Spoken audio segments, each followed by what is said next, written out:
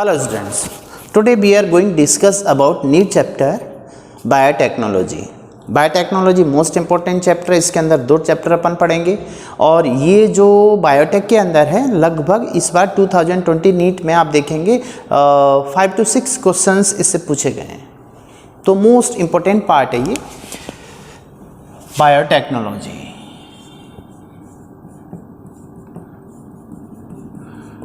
इस biotechnology actual में ये जो साइंस है ये बहुत रिसेंट साइंस है।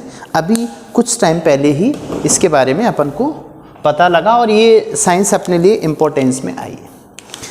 तो इसका जो पहला चैप्टर है one is the principle and processes. इसमें अपन पहले पढ़ते हैं principles and processes of the biotechnology. ये पहला चैप्टर है इसमें। तो देखिए इसमें क्या अपन स्टडीड करते हैं, तो जो principle and processes means actual में बायोटेक्नोलॉजी ये जो टर्म है, term biotechnology was proposed by Karl Ereky. ये बायोटेक्नोलॉजी टर्म कार्ल एरेक ने प्रपोज किया था, जिसमें उन्होंने बताया कि इसमें अपन किसकी स्टडी करते हैं एक्चुअल में। इसमें study of micro organism and it's enzyme, micro organism का उसके एंजाइम का स्टडी करते हैं। Means micro organism and it's enzyme produce product of. अब आप देखिए इसके द्वारा जो एंजाइम प्रोड्यूस होते हैं उसके थ्रू जो प्रोडक्ट अपन को मिलते हैं, product of human importance, human useful, जिनका ह्यूमन के लिए यूजफुल होता है, इसको अपन स्टडीड करते हैं बेसिकली। तो यहाँ पर और इसकी अपन प्रोसेसेस किस तरह से ये माइक्रो ऑर्गेनिज्म एंजाइम प्रोड्यूस करता है, एंजाइम के थ्रू कुछ प्रोडक्ट पैदा होते हैं, उन प्रोडक्ट का यूज ह्यूमन बीइंग्स के लिए कैसे होता है।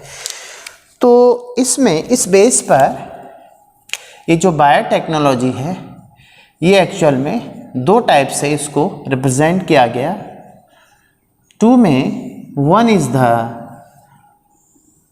ओल्ड पैटर्न, ओल्ड, और इसी को बोलते हैं ट्रेडिशनल बायोटेक। दूसरा इसका जो पैटर्न है second one is the new और मॉडर्न टेक्नोलॉजी, मॉडर्न बायोटेक। तो मॉडर्न बायोटेक और ट्रेडिशनल बायोटेक, तो ट्रेडिशनल बायोटेक का मतलब है कि जो माइक्रो ऑर्गेनिज्म हैं उनका यूज ह्यूमन बीइंग्स के लिए किया जाए कुछ प्रोडक्शन में। तो सबसे पहले जैसे अपन बात करें इसमें कि ये किस पर बेस्ड होती है, इसका जो बेस होता है based natural capability of the micro organism. इसका जो बेस है based on natural capability of micro organism. तो जो माइक्रो ऑर्गेनिज्म है उसकी नेचुरल कैपेबिलिटी क्या है, नेचुरली वो क्या प्रोड्यूस कर सकता है, उसका इंपॉर्टेंस ह्यूमन बीइंग्स के लिए किया जाए इस टेक्निक के थ्रू। तो इसमें अपन देखते हैं क्या क्या हो सकता है। जैसे मान के चलें इसमें एग्जाम्पल के लिए देखें अपन कौन कौन सा यूज है माइक्रो ऑर्गेनिज्म का जो नेचुरली प्रोडक्ट करता है अपने लिए। तो इसमें जैसे citric acid, formation of citric acid, formation of citric acid. Citric acid का देखिए बैक्टीरिया प्रोड्यूस करता है सिट्रिक एसिड, और फिर उस सिट्रिक एसिड का यूज करते हैं अपन अपने इंपॉर्टेंस के लिए। तो micro organism and it's enzyme produce product for human useful. ये ह्यूमन यूजफुल के लिए प्रोडक्ट होते हैं। तो सिट्रिक एसिड का अपन कई जगह यूज करते हैं। दूसरा इसमें देखें कि penicillin, second one is the penicillin. ये जो पेनिसिलिन है एंटीबायोटिक है, ये किसके द्वारा प्रोड्यूस होती है? Produced by Penicillium notatum. ये फंगस होता है, पेनिसिलियम नोटेटम फंगस है। तो देखिए फंगस का यूज किया अपन ने अपने इंपॉर्टेंस के लिए। थर्ड वन जैसे making of curd from milk, milk से कर्ड बनाते हैं अपन। तो इस मिल्क में क्या डालते हैं? Bacteria, lactobacilli. भाई मिल्क के अंदर क्या डाल दिया? बैक्टीरिया लैक्टोबैसिलाई, और लैक्टोबैसिलाई ने क्या प्रोड्यूस किया? Lactic acid. तो लैक्टिक एसिड इस मिल्क को किस में कन्वर्ट करता है? कर्ड में। तो कर्ड अपने लिए ज़्यादा यूजफुल है, इसमें फ्लेवर आ जाता है, विटामिन B12 प्रोड्यूस हो जाता है, तो इसकी न्यूट्रिशनल वैल्यू बढ़ जाती है कर्ड की कंपेयर टू द मिल्क। तो मिल्क से कर्ड बनाना किसके उपयोग से बनाया? Micro organism. माइक्रो ऑर्गेनिज्म कौन सा है? इस मिल्क में अपन ने क्या ऐड कर दिया? लैक्टोबैसिलस। इस लैक्टोबैसिलस ने क्या प्रोड्यूस किया? Lactic acid. तो देखिए ये माइक्रो ऑर्गेनिज्म है, इसका प्रोडक्ट क्या? Lactic acid. लैक्टिक एसिड ने इस मिल्क को किस में कन्वर्ट कर दिया? कर्ड में। तो ये अपने लिए ह्यूमन यूजफुल में आ गया। इसके अलावा दूसरा bread and wine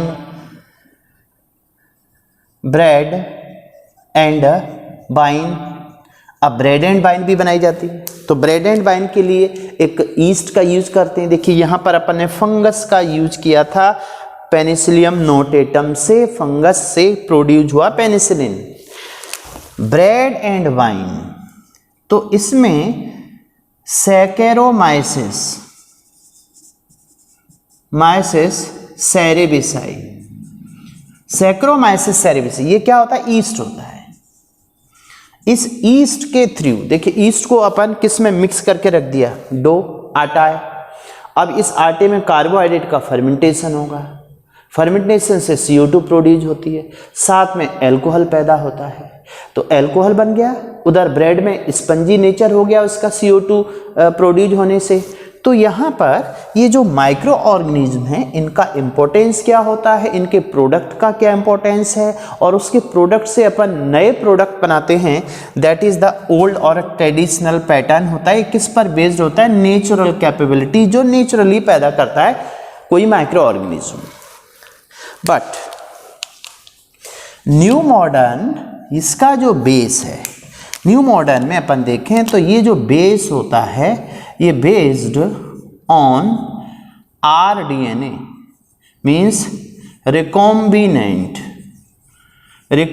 DNA technology.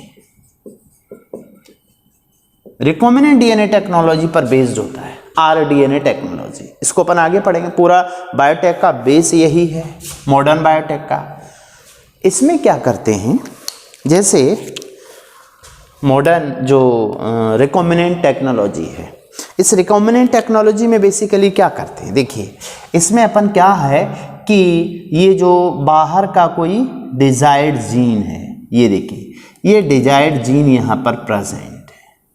इस जीन को अपन किसी माइक्रो ऑर्गेनिज्म में इंट्रोड्यूस करा दें, तो ये है फॉरेन जीन, ठीक है, फॉरेन जीन है। अब मान लीजिए फॉरेन जीन ये जो है, ये मान लीजिए इंसुलिन जीन है, मान के चलें अपन इंसुलिन जीन है, फॉरेन जीन। तो नाम से क्लियर हुआ कि इस जीन को अपन पहले ह्यूमन सेल से आइसोलेट करेंगे। पहले तो अपन को जीन चाहिए, इसको बोलते हैं डिजायरेबल जीन। फॉरेन जीन को ही दूसरा नाम देते हैं डिजायरेबल जीन। वो जीन जिनको अपन अपनी मर्जी से किसी दूसरे होस्ट में इंट्रोड्यूस करें। तो यहाँ पर तो ये जो ट्रेडिशनल केस था इसमें तो नेचुरल कैपेबिलिटी थी उस माइक्रो ऑर्गेनिज्म की। यहाँ अपन अपनी नीड के अकॉर्डिंग कुछ करने जा रहे हैं।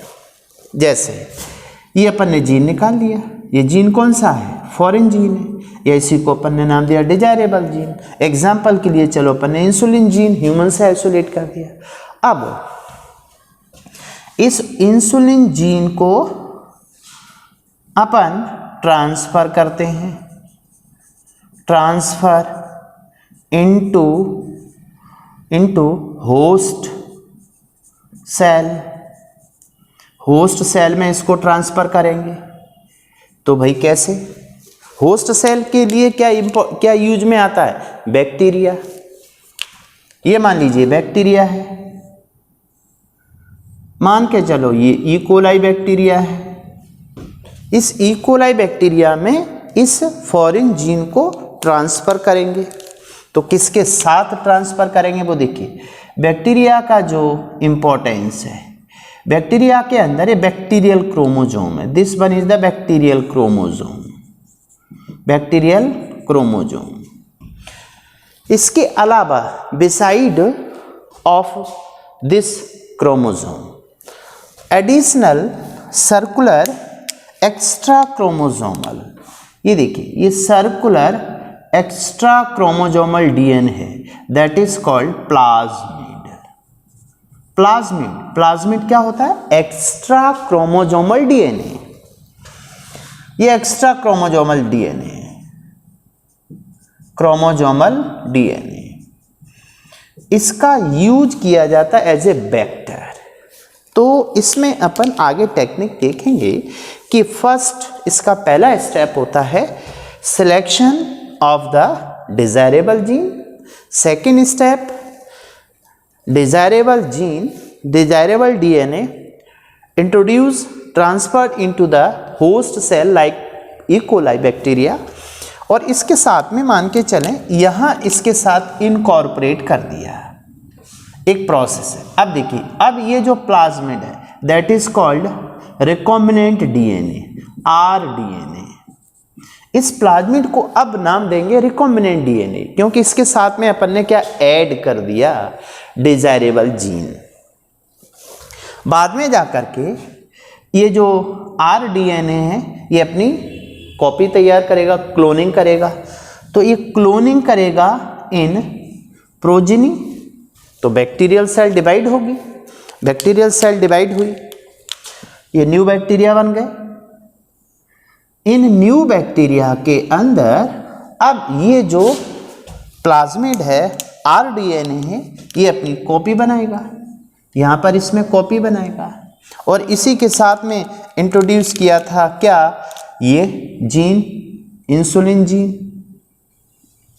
अब इंसुलिन जीन एक्सप्रेस होगा, एक्सप्रेस होने से इस बैक्टीरिया के थ्रू देखिए क्या प्रोड्यूस होगा, इस जीन के एक्टिव होने से, इंसुलिन जीन के एक्टिव होने से इंसुलिन प्रोडक्शन, इंसुलिन का प्रोडक्शन करने लगा कौन, बैक्टीरियल सेल, जो कभी नहीं करती।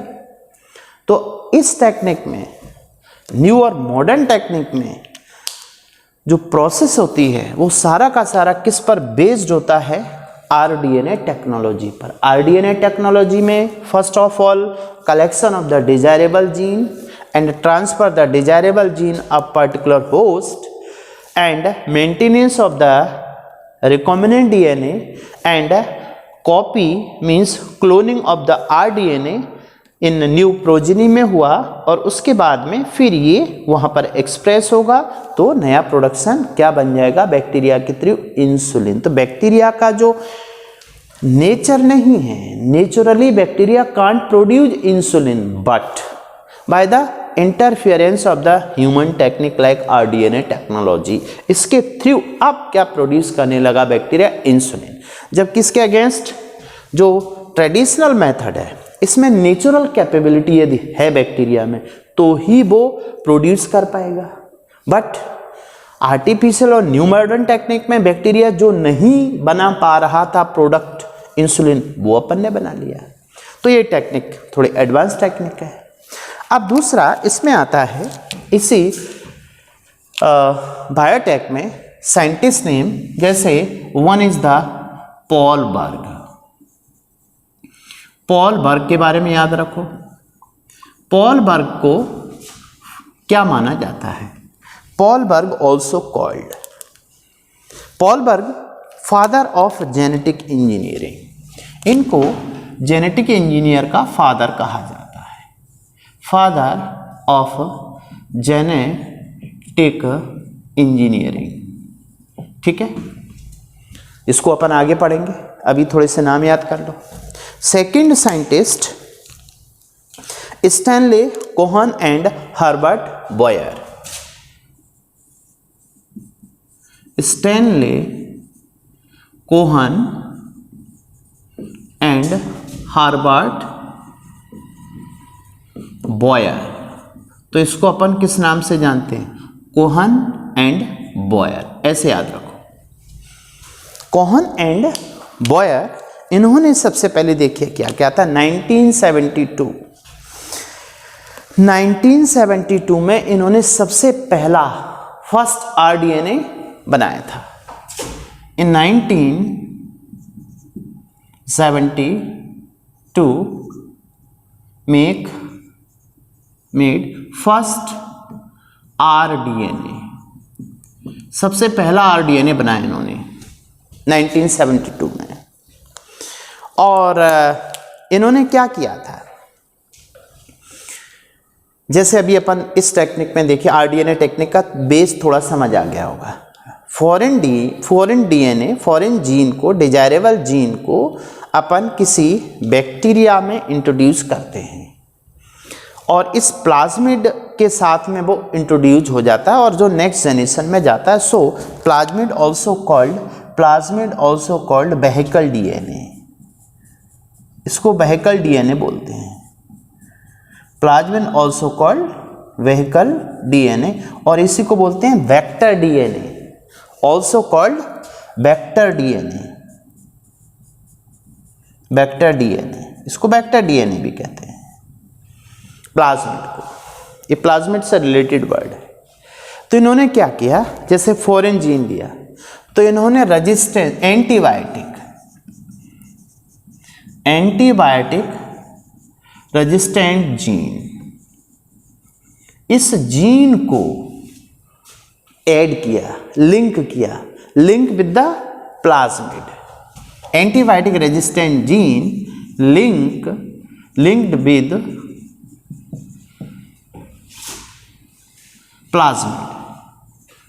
प्लाज्मिड के साथ में इन्होंने लिंक करके क्या बनाया, सबसे पहला रिकॉम्बिनेंट डीएनए, आरडीएनए। ये फर्स्ट आरडीएनए था, 1972 की बात थी। और ये प्लाज्मिड जो था ना, ये सबसे इंपॉर्टेंट पॉइंट बनेगा, link with the plasmid of Salmonella typhimurium, ये बैक्टीरिया है। यहां इकोलाई यूज में आ रहा था। दूसरा साल्मोनेला मीन्स बैक्टीरिया की बहुत सारी type, means numerous bacteria helpful in human beings के लिए जो यूजफुल प्रोडक्ट है, उनकी जो प्रोसेस है उसमें हेल्प करते हैं। तो यहाँ पर जो बैक्टीरिया लिया था साल्मोनेला टाइफीम्यूरियम, उस बैक्टीरिया के प्लाज्मिड के साथ इन्होंने क्या लिंक किया था, एंटीबायोटिक रेजिस्टेंट जीन। तो नया डीएनए बनेगा दोनों के कॉम्बिनेशन से, दैट इज कॉल्ड आरडीएनए। अब इस आरडीएनए के साथ साथ में बार बार ये क्वेश्चन उठ रहा है कि बैक्टीरिया का बड़ा इंपॉर्टेंस है किसके लिए, बायोटेक्नोलॉजी के लिए। मीन्स, या अपन दूसरी बात इसमें कह सकते हैं कि जो बायोटेक्नोलॉजी है इसका बेसिकली प्रिंसिपल क्या है, क्योंकि अपना टॉपिक ही क्या है, principle and processes of biotechnology. तो प्रिंसिपल में ये बेसिकली टोटली अपन देखें मॉडर्न बायोटेक पर बेस्ड है, और मॉडर्न बायोटेक का बेस जो है वो है rDNA technology, means recombinant DNA, या इसी को बोलते हैं जेनेटिक इंजीनियरिंग। तो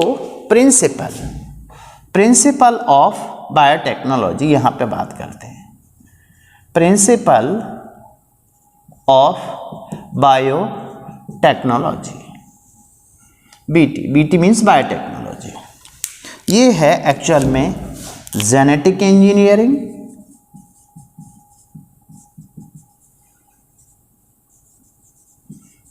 इंजीनियरिंग, एंड इसी को बोलते हैं आरडीएनए टेक्नोलॉजी। इस पर अपन बार बार बात करते रहे, जेनेटिक इंजीनियरिंग और आरडीएनए टेक्नोलॉजी। इसमें क्या किया अपन ने, जो फॉरेन जीन है, डिजायरेबल जीन है, इसको किसी होस्ट सेल इकोलाई बैक्टीरिया में इंट्रोड्यूस किया, और इसके बाद फिर ये प्लाज्मिड का इंपॉर्टेंस आया। तो जेनेटिक इंजीनियरिंग या आरडीएनए टेक्नोलॉजी इसका प्रिंसिपल है, इसको अपन डिटेल अलग से पढ़ेंगे।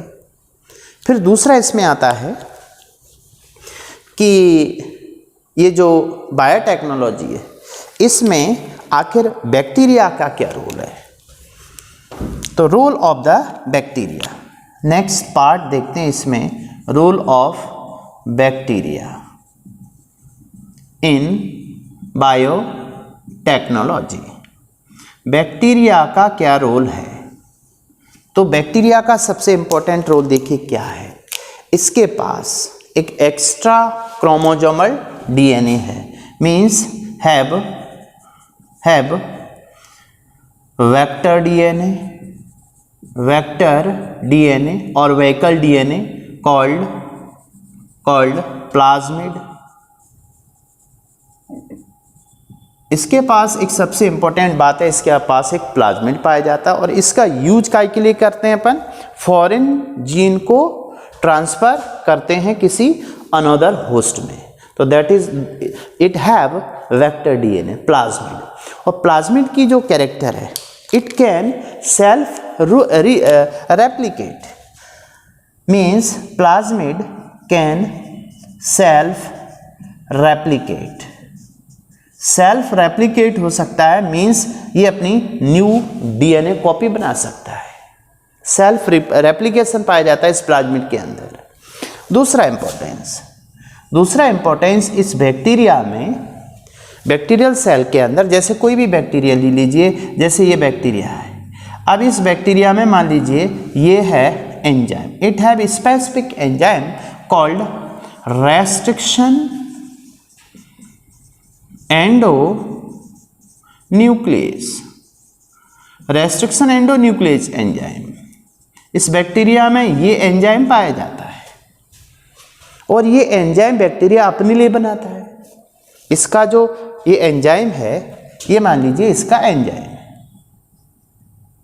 This one is the enzyme, और ये एंजाइम कौन सा, रेस्ट्रिक्शन एंडोन्यूक्लियस एंजाइम।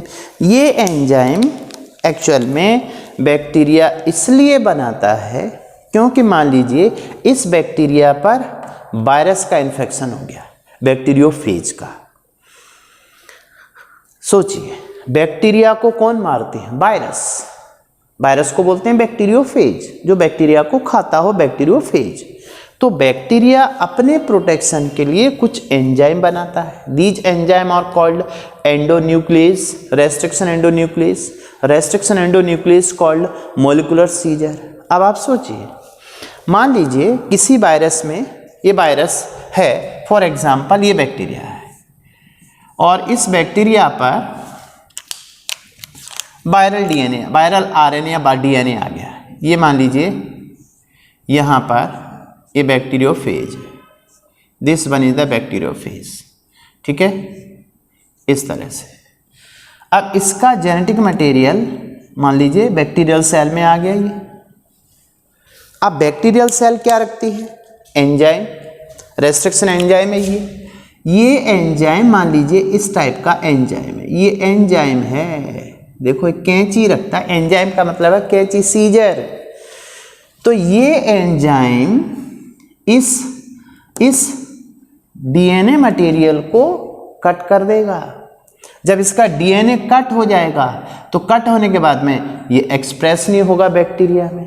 तो बैक्टीरिया वायरस से बचने के लिए इस एंजाइम का यूज करता है, और वो एंजाइम किसको कट करते हैं? वायरल डीएनए को, वायरल आरएनए को।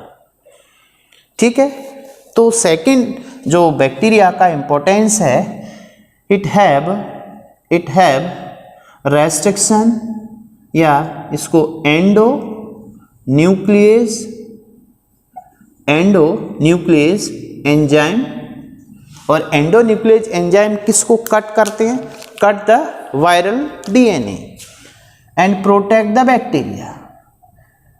Enzyme cut the viral DNA और आरएनए एंड प्रोटेक्ट इटसेल्फ, अपनी सुरक्षा के लिए बनाता है। लेकिन इसका यूज अपन बाद में देखेंगे क्या है।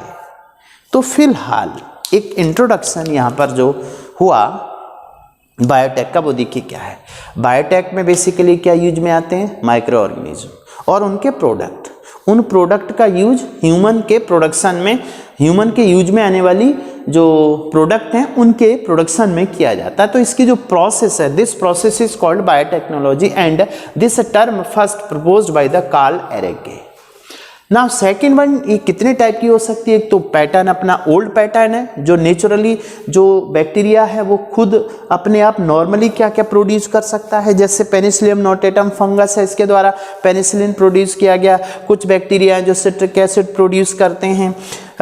दूसरा जो मिल्क है उससे अपन कर्ड बना सकते हैं, ब्रेड एंड वाइन बना सकते हैं, नेचुरल फॉर्म में है ये। यहाँ पर ईस्ट यूज की, यहाँ पर बैक्टीरिया यूज किया गया, यहाँ पर फंगस यूज किया गया। तो इनके जो नेचुरली प्रोडक्ट हैं, बट इनमें अपन कुछ ऑल्टरेशन कर दें। जैसे रिकॉम्बिनेंट डीएनए, तो रिकॉम्बिनेंट डीएनए में क्या किया गया कि जो प्लाज्मिड है, देखिए इसमें क्या किया गया कि अपन बाहर से किसी फॉरेन डीएनए को, जीन को सिलेक्ट कर लेते हैं जिससे अपने को प्रोडक्शन करना है। उस जीन को फिर with the help of vector DNA, plasmid, तो प्लाज्मिड किसके पास पाया जाता है? बैक्टीरिया के पास। तो बैक्टीरिया का इंपॉर्टेंस सामने आ रहा है। अब इसके साथ में अपन इसे डिजायरेबल जीन को ऐड कर दिया, तो अब इसकी केमिस्ट्री अल्टर हो गई। तो डीएनए का जो केमिस्ट्री है, जो बेस पेयर है, वो अल्टर हो गया। अपन ने अपनी नीड के अकॉर्डिंग नया जीन इसमें ऐड कर दिया और वो एक्सप्रेस होकर के प्रोडक्शन बढ़ाएगा। फॉर एग्जांपल जैसे इंसुलिन जीन है, इंसुलिन जीन बैक्टीरिया में नहीं होता, बट ह्यूमन से इंसुलिन जीन निकाल के बैक्टीरिया के थ्रू इंसुलिन प्रोडक्शन करवाया जा सकता है। तो यहाँ मैनिपुलेशन किया गया, उसके थ्रू प्रोडक्शन हुआ। तो ये बेस किस पर है? आरडीएनए टेक्नोलॉजी पर। दूसरे साइंटिस्ट थे जिन्होंने सबसे पहले आरडीएनए बनाया था, वो थे Stanley Cohen and Boyer. In 1972 first rDNA बनाया विद द हेल्प ऑफ, इन्होंने क्या किया? रेजिस्टेंट जीन को किसके साथ लिंक कर दिया? Plasmid of the Salmonella typhimurium bacteria के साथ में। सबसे father of the genetic engineering Paul Berg को कहा गया। पॉल बर्ग ने क्या किया था? पॉल बर्ग ने, देखिए इनको क्यों कहा गया father of the genetic engineer? इन्होंने सिमियन वायरस 40 के जीन को with the help of lambda phase transfer कर दिया किसमें? ई कोलाई बैक्टीरिया में। तो पॉल बर्ग ने क्या किया? पॉल बर्ग ने जो काम किया था, इन्होंने सिमियन वायरस 40, इसको बोलते हैं SV40 virus. Simian virus 40 means gene of simian virus 40, इसको ट्रांसफर किया। ट्रांसफर विद द हेल्प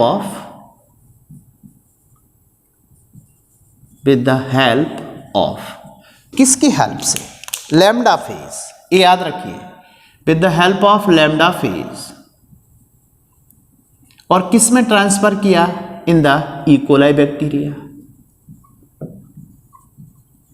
ठीक है, ये एक्सपेरिमेंट किसका था?